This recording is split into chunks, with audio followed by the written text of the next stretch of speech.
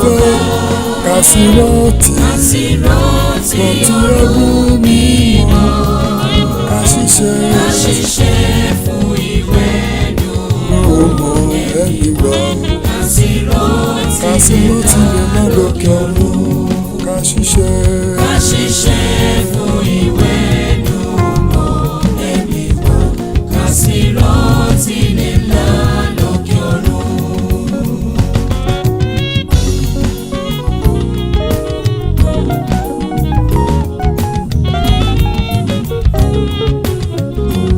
Olúwa jọ̀wọ́ sọ̀kalẹ̀ sáré wá káwá fi lè rí ìwẹ̀ mọ́. That you shall be an upliftment to your family shall be fulfilled today in Jesus' name.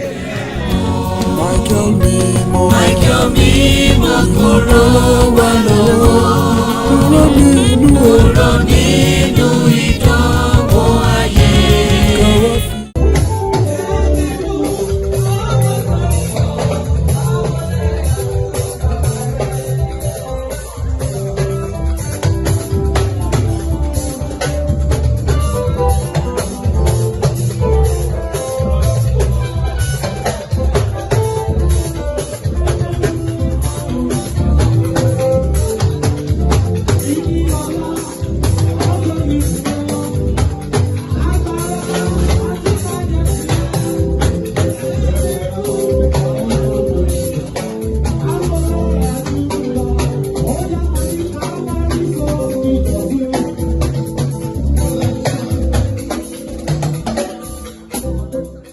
Make way where there is no way. Search the heart and give unto them according to their heart desire. Let your glory, let it radiate, and let them as they go by, let the blessing that you have given unto them, let it be an everlasting and ever living one. Ipa àti agbára ọ̀run àpáàdì tí ń járe gbà lọ́wọ́ ẹni. Mo fi wọ́n bú ní wákàtí àti àsìkò yìí. Nítorí pé ọjọ́ kí ọjọ́ tí èyí tí ṣe kò ló bá fi ẹnu kan yọ̀. Ọjọ́ náà láyé ẹ̀ parẹ́.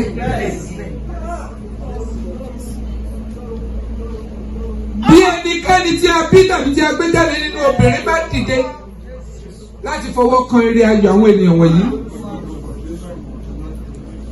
Jẹ́ kí iná Olúwa àti ara Ọlọ́run kó sọ̀kalẹ̀ kó jó wọn run. Nítorí náà nísinsìnyí ẹ jẹ́ kí Olúwa kó dìde ká sì tú àwọn ọ̀tá rẹ̀ ká. Jésù Olúwa wa.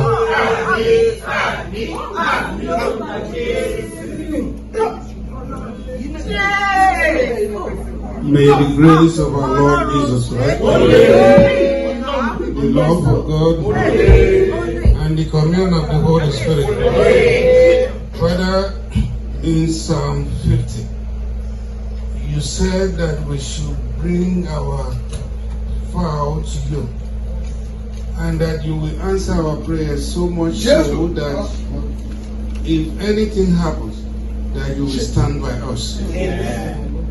Psalm 50 verse 8. Father, your people have brought their vow to you, and they'll be using it as a contact that by this time of next year, they will come back here to testify to your glory. Amen. Father, let it be so for them. Pray for your children. Amen. And sanctify them. Amen. And pour your blessing on them. Amen. In Christ's name I pray.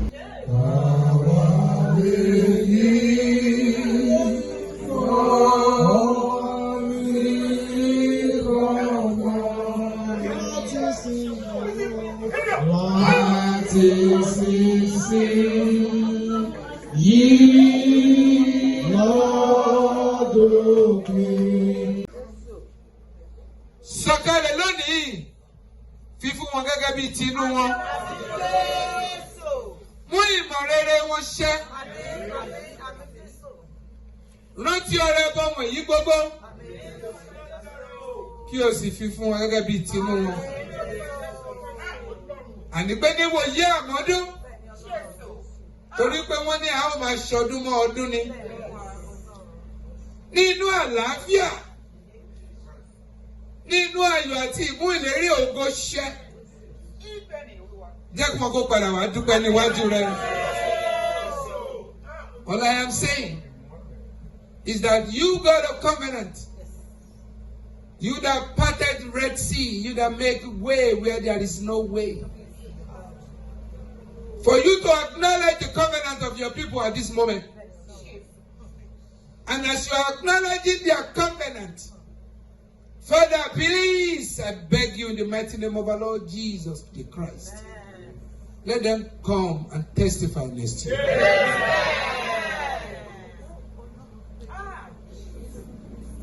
By them, let those people that are unable or that are yet to believe in you, let them start to believe in you.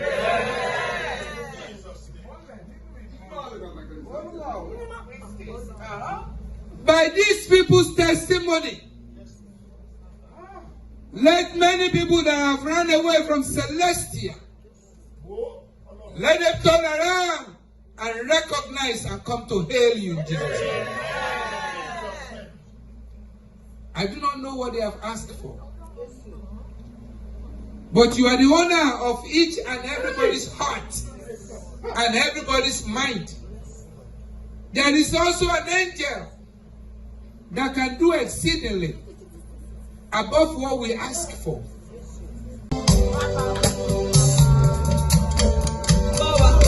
I want you to be praying in your heart. Don't let the song distract you. I want you to be praying. Leave photos. Don't be distracted.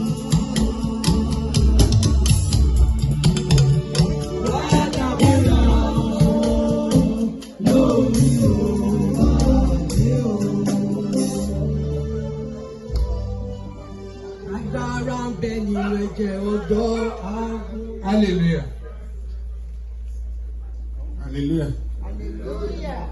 We don't need to be coming to this doctrine, so you have to be concentrated and pray to God. Don't beat the drum. Let's sing the song. Please.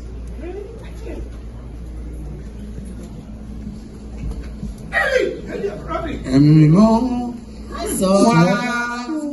Sáré wá. Bàbá ọ̀run ló pàṣẹ náà.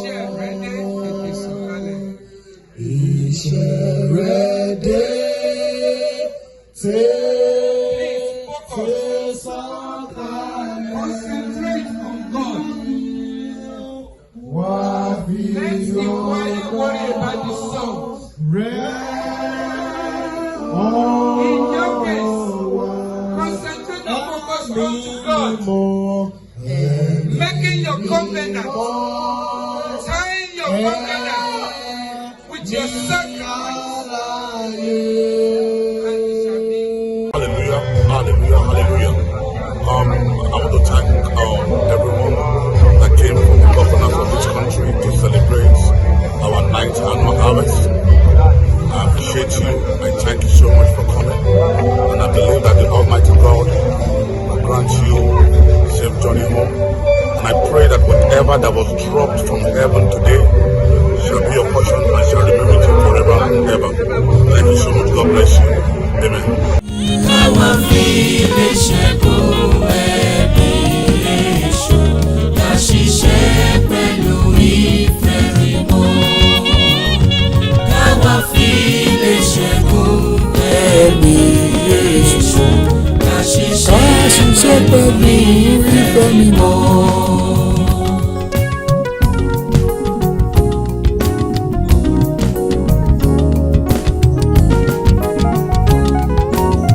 asán ni Asán ni fènìyàn láti fọkàn fún ọ ìṣúra ayé tí yóò fò lọ ó yẹ ká wá. ó yẹ ká wá péjọ ká ṣiṣẹ́.